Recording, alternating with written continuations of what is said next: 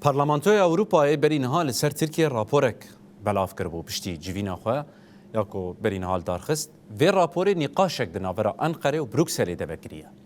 در راپور ده گلک مجارن بالکش جه خود درن.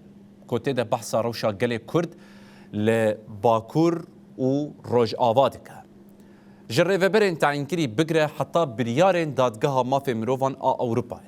جکرتیگاهان حتی پرزگریکا کرد دوی راپور ده جه خود کرد. نویسا پیشنهاد راپورا ترکیه کو تی پایین ده هفته هزیرانی ده لپارلمانتو اروپای دنگدان لسر وره کرن اشکره بو. دبن سرناوی جبو آشتیه که ماینده بانگا چارچوه که جواکی ده راپورت تقاضی لسر پیوستی آواکرنا مکانیزمی آدومدار و سازین جبو چارەسەریya pirsgirêka Kurdî Parlamentoya Ewropayê pêşniyar kir ku rêkxistina mafê mirovan û civaka sivîl di vê pêvajoyê de cihbigirin. Yek ji beşên herî balkîş ên raporê bi ser navê rêveberiya tayînkirê qeyom êrişeke zerar li ser demokrasiya herêmî bû.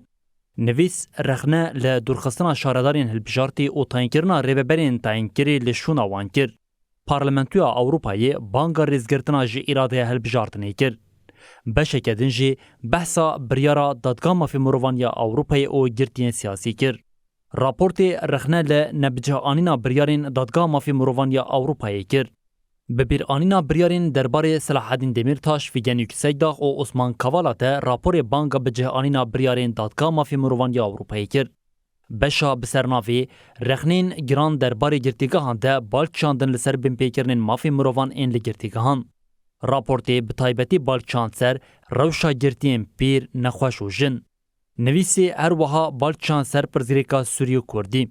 Parlamentoya Ewropayê derbarê pêşketinên li Bakurê Sûriyê pêvajoyên ku hêzên Kurdî de ne û ewlehiya herêmî de gelek bank li Tirkiyeyê kir.